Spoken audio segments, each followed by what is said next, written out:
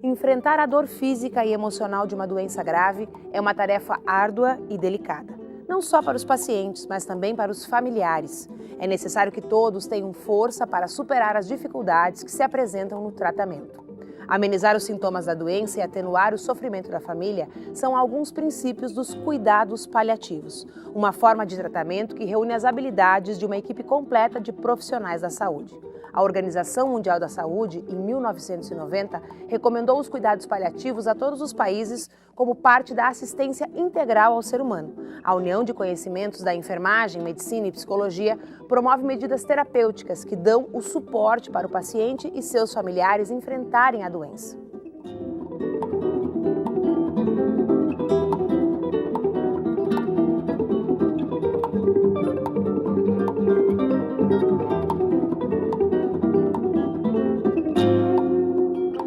No programa de hoje, vamos abordar o projeto de extensão sobre cuidados paliativos.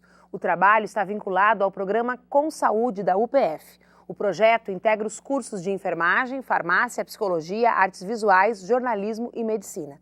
Mas antes de iniciarmos essa nossa conversa, vamos assistir a uma reportagem produzida pelo Núcleo Experimental de Jornalismo em parceria com a UPF TV. A enfermagem, que é a minha área, eu sempre digo que ele é uma profissão que ela tem um elo, né? É como se a gente ligasse o paciente a todas as outras profissões.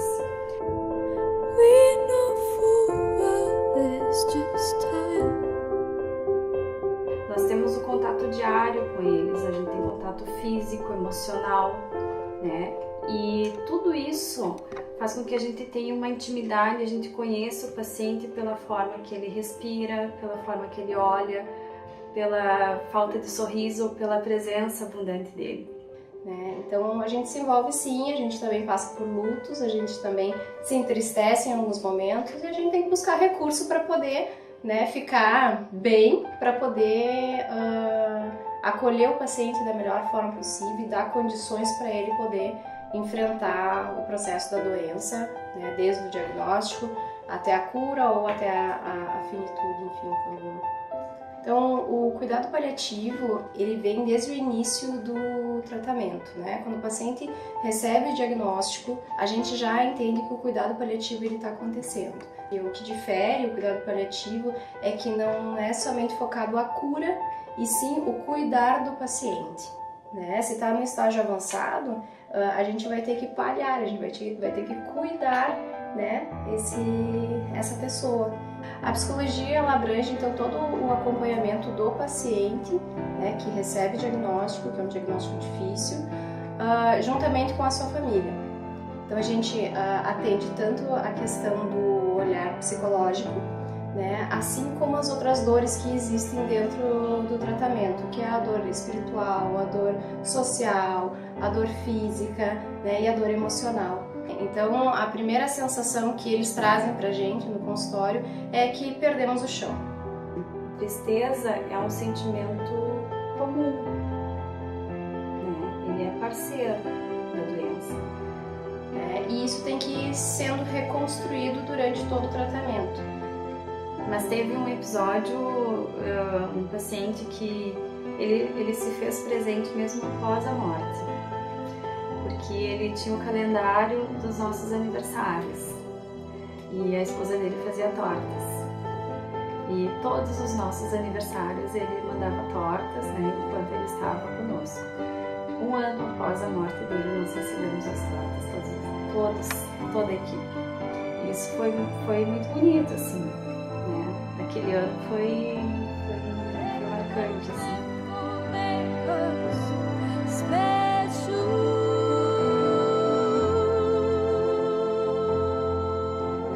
A certeza que a gente tem na vida é a morte.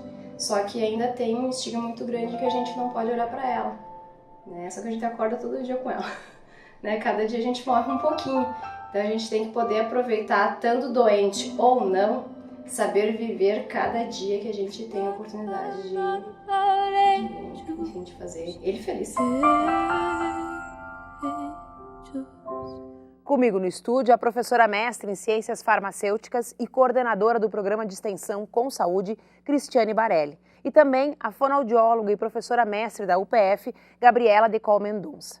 Nesse primeiro bloco, elas vão nos explicar no que consiste os cuidados paliativos e os benefícios desse tipo de tratamento, tanto para o paciente quanto para os familiares. Tudo bem, Cris? Olá. Tudo bom, Gabi? Tudo bem. Gabriela, qual é o teu envolvimento com os cuidados paliativos? Eu sei que não é de pouco tempo.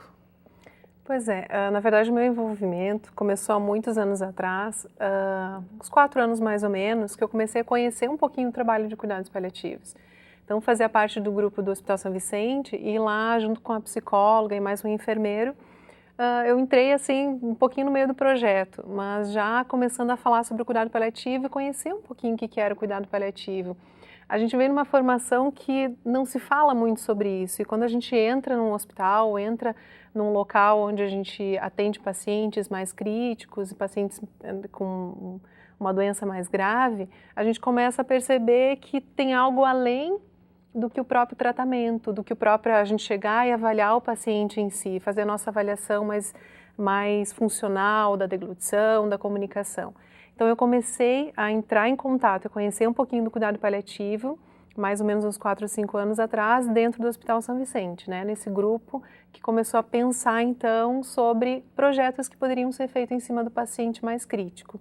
E aí eu comecei a entender um pouquinho do paliativismo e comecei a gostar desse trabalho tão singelo, assim, tão especial desse tipo de paciente. Quando a gente fala em cuidados paliativos, e aí tu me corrige se eu estou errada, mas a impressão que as pessoas leigas têm é que nós estamos falando de pacientes terminais, ou de pacientes cujas doenças não têm uma solução a curto ou médio prazo. Estou correta?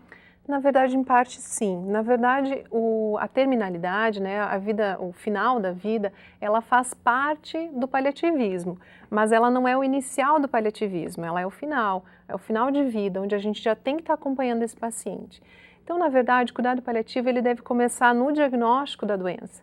Então, eu tenho uma doença, por exemplo, um câncer, que eu tenho uma perspectiva de cura muito pequena, ou que eu não tenho uma perspectiva de cura, eu tenho um tratamento que ele é paliativo ou de um controle, eu inicio desde o diagnóstico. Então, o paliativo ele pode ser menor no diagnóstico e ele pode se tornar maior, esse cuidado com o passar da doença, com o passar do tempo, mas o final de vida é só um pedacinho do tratamento do cuidado paliativo. Então, nós começamos lá no diagnóstico, o acompanhamento psicológico, acompanhamento médico, claro, que inicia com acompanhamento médico, psicológico, fonoaudiológico, fisioterapeuta, então depende muito de pessoa para pessoa. Dependendo da sua necessidade, o cuidado paliativo ele entra. Mas ele começa lá no início, desde o diagnóstico. E aí a terminalidade é lá no finalzinho. E nós não terminamos com o cuidado paliativo no óbito do paciente. Nós continuamos acompanhando essa família.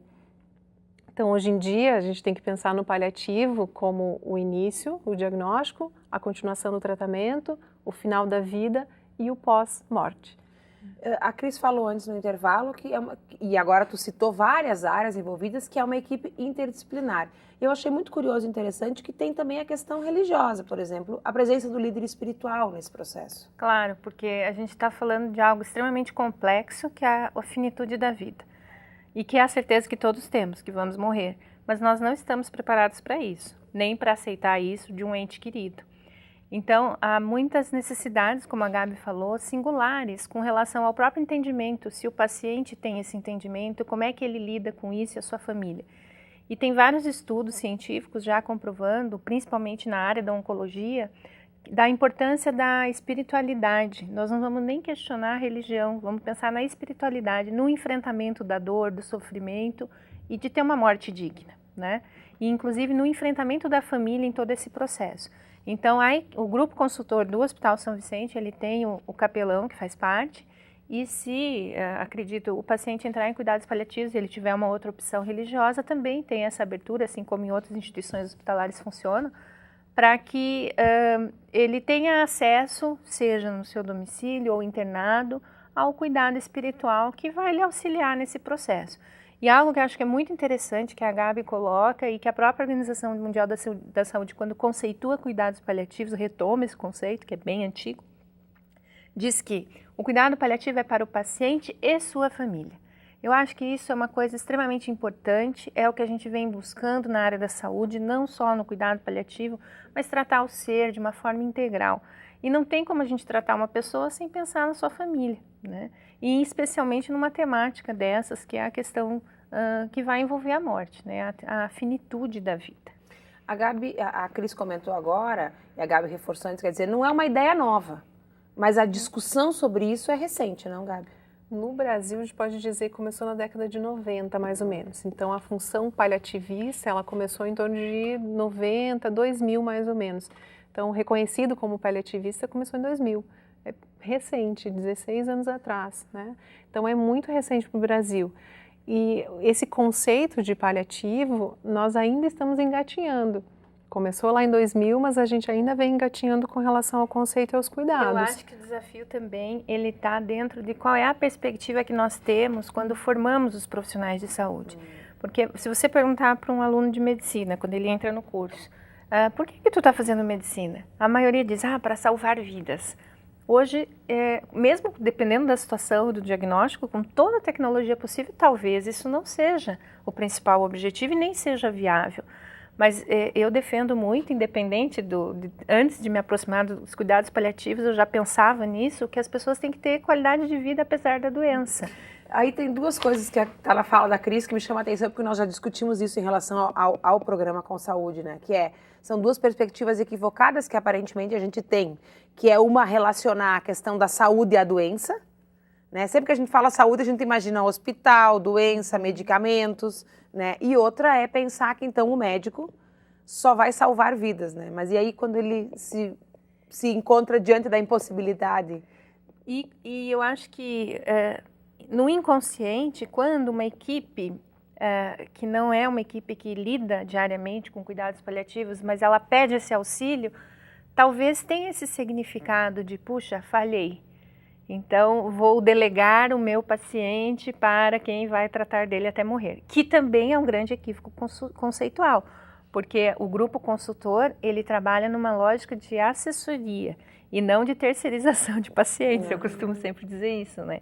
E chama atenção que há tanto desconhecimento pelos próprios profissionais que o hospital, que tem mais de 600 leitos, enorme, o grupo tem 4, 5 anos e até hoje foi chamado pouquíssimas vezes e por determinadas especialidades nunca foi acionado.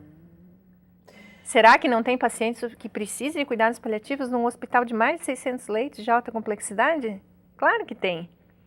Talvez também a questão aí do projeto mesmo, que esse atravessador da questão da difusão, da divulgação, da comunicação. Gabi, a tua área é uma área específica, que é a fono, né? E aí eu queria te perguntar um pouquinho da tua área, como é que a fono impacta, como é que a ajuda, que a assessoria que a fono pode prestar vai impactar em proporcionar qualidade de vida para esse paciente, por exemplo? O engraçado é que a gente pensa na fonoaudiologia como algo que vai melhorar, como algo que vai tratar, né? E dentro dos cuidados paliativos a gente tem muito o que ajudar. Então, vou dar alguns exemplos. Por exemplo, da minha área de disfagia, sou especialista em disfagia, que é um distúrbio de deglutição, é uma dificuldade do paciente em engolir, né? Não propriamente nutricional, tem ligação nutricional, mas nutrição é uma coisa, deglutição a gente separa, mas as duas depois se unem. Então, pensando em questão de deglutição, vamos pensar num paciente que tem uma dificuldade, um câncer de cabeça e pescoço, por exemplo, que afeta a questão de voz, que afeta questões de alimentação. Como é que é esse processo de perder uma alimentação saudável? Então, eu não consigo mais engolir uma água, não consegui engolir um alimento que eu adorava comer. Tem que ser sondado, passagem de uma sonda, que claro, é uma coisa necessária, mas que ao mesmo tempo tira algo que a gente tem de tanto prazer. A gente se reúne ao redor de uma mesa, a gente convida as pessoas para ir na nossa casa, tem comida, tem um chimarrão, então sempre tem algo para colocarmos na boca para a gente comer. É algo prazeroso, é algo sociável. E aí quando a gente se depara com aquele paciente que já não tem mais vontade de comer ou que tem uma dificuldade para engolir, isso se torna um grande problema na vida dele porque o social já está se indo. Né? Eu não tenho mais ir na casa de alguém e poder comer as coisas, as pessoas vão lá em casa e eu não posso oferecer um alimento porque eu não posso engolir. Então a gente trabalha também nesse aspecto de poder recuperar o paciente ou de auxiliá-lo, organizar uma dieta que ele possa se alimentar com cuidado, porque essa dieta também pode ser perigosa, ele pode vir aspirado, parceria com a nutrição, por exemplo. E também o fato da comunicação. Então, muitos pacientes não se comunicam na sua terminalidade, vamos dizer assim, né? Então, está lá no final da vida, às vezes, e não consegue mais comunicar com uma família, com os amigos, não consegue mais dizer para a esposa ou para o esposo que o ama. Então, são questões bem que a gente acha que são tranquilas de passar, mas que ao mesmo tempo interferem muito na qualidade de vida do paciente. Porque o impacto é muito grande. Isso mesmo.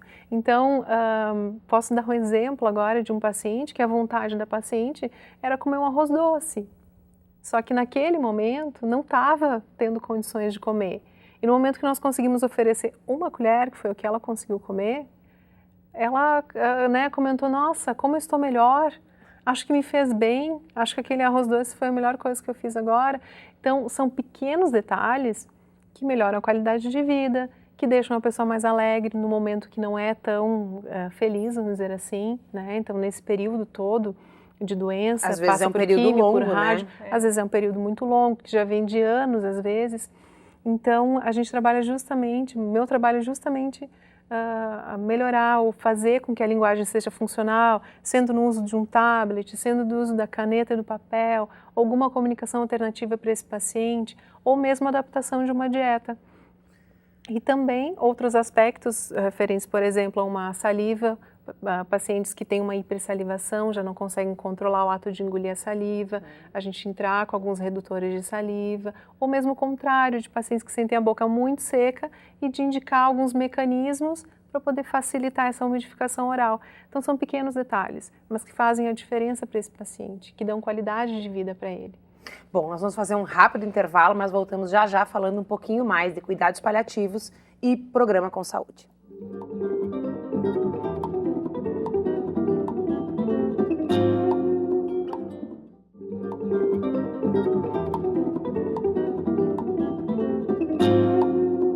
Voltamos com o Universidade Aberta. O programa de hoje fala sobre cuidados paliativos, um projeto de extensão do programa Com Saúde da UPF. Estão comigo a professora mestre em Ciências Farmacêuticas e coordenadora do programa, Cristiane Barelli. E agora, neste segundo bloco, o acadêmico do curso de Fisioterapia, extensionista voluntário do projeto de cuidados paliativos, Felipe Hubner. Felipe, antes da gente falar um pouquinho da tua participação no projeto, propriamente dito, contribui e conta para nós como é que a fisioterapia, por exemplo, poderia atuar nos cuidados paliativos. Bom, a fisio pode atuar de várias maneiras. Tem mais enfoque seria na locomoção do paciente, para ele conseguir fazer suas atividades de vida diária, digamos, com menos dificuldade e manter a atividade desse paciente. Mas a fisioterapia pode participar também na parte respiratória, evitar problemas respiratórios, cardiovasculares. Para aqueles pacientes que ficam muito tempo deitados também, exatamente. Por exemplo, né? E isso é o mais importante, tentar evitar que o paciente fique pouco tempo de cama, sabe? Ficar mais tempo imóvel. em pé. Isso, exatamente. Ter mobilidade articular, conseguir ter uma qualidade de vida um pouquinho melhor que já tem. Caminho, Cris, é a qualidade de vida mesmo. Quer dizer, é reconhecer que o paciente vai ter algumas restrições e algumas limitações nesse médio ou longo período de tempo e aí oferecer uma assessoria para que ele possa trabalhar pontualmente cada questão e isso agregue um pouco de qualidade no cotidiano dele, é isso? Penso que sim, e que isso é necessário para que isso aconteça, que tenha uma equipe multiprofissional, como a gente falava no blog anterior, que faça esse planejamento integrado. Então, a gente usa até uma expressão na área da saúde coletiva de um autor que fala do plano terapêutico integrado. Então, nos próximos meses, no próximo ano, dentro dessa situação que o paciente se encontra, o que a gente pode fazer para melhorar a mobilidade, se é um paciente que se locomove, para evitar que ele tenha fraqueza muscular ou uma queda devido ao uso de um determinado medicamento, então aí a farmácia pode entrar aí. A psicologia tem todo um aporte importante que pode dar de suporte para o paciente e para a família, assistência social, já pensando que esse paciente logo vai morrer e como é que vai ser esse processo, desde as questões mais burocráticas, assim, de como do velório, do enterro, às vezes é um paciente que está internado aqui, mas mora em outra cidade. Então, são coisas que no cotidiano não se pensa, até evita pensar porque é negar a morte, mas ela está para acontecer, não tem data marcada, mas o que a gente pode ir aliviando de sobrecarga da família e do paciente através do cuidado profissional. Então é uma oportunidade muito importante e por isso que o programa de extensão com saúde esse ano se propôs a trabalhar com esse grupo do Hospital São Vicente, justamente por essa característica da necessidade do trabalho interprofissional. A gente poderia dizer que o papel do programa com saúde, do projeto específico voltado aos cuidados paliativos, se resume a uma questão mesmo de falar sobre. Isso. Esse ano, a gente começou mais efetivamente agora no segundo semestre, até o Felipe e os outros extensionistas que participam estão acompanhando o grupo em determinadas situações. Até o momento a gente desenvolveu ações de divulgação, simpósio, agora dia 18 de outubro faremos uma mesa redonda que vai ser bastante interessante, aberta a toda a população, vamos divulgar. Mas a gente está numa fase de namoro, de conhecer o trabalho, de identificar quais são as principais lacunas. Já temos uma pesquisa sinalizada que a gente gostaria de fazer nos cursos da área da saúde da UPF, o que se aprende, onde se aprende, como se aprende sobre falar da morte, sobre comunicar a morte, sobre cuidados paliativos, para então pensar no ano que vem que as ações extensionistas podemos dar continuidade justamente para falar sobre com qualidade. E tensionar também os espaços públicos a falar sobre, né? Que é o caso, por exemplo, da produção de reportagens, do próprio Universidade Aberta, que está tocando no assunto, quer dizer, fazer um trabalho de tensionamento junto aos meios de comunicação de massa, junto à internet, por exemplo, para que as pessoas tomem contato com esse tema. E tomem contato, reflitam, gerem demanda, né? Porque eu nunca ouvi dizer, posso estar muito equivocada, de algum paciente que chegou ao seu médico, um paciente que está numa fase mais crítica, ou a sua família, e questionou, eu quero cuidados paliativos. Eles não devem nem saber que isso existe, que essa proposta existe, né? A ciência hoje nos dá a oportunidade de não dar prazo de validade para ninguém. É muito comum ouvirmos pessoas que dizem, o médico disse que eu estou com câncer e vou viver 1 ano. Eles nem dizem mais isso, porque é tão relativo, cada paciente vai responder ao tratamento. Claro que existe todo o acompanhamento, um prognóstico esperado, mas sabendo que se tem um tempo menor, muitas coisas podem ser planejadas de forma orientada. Eu acho que os cuidados paliativos, eles primam por isso e com certeza dão qualidade de vida para o paciente e para a família. Felipe, por que, como aluno, como acadêmico, participar de um projeto de extensão e participar de um projeto de extensão com essa temática?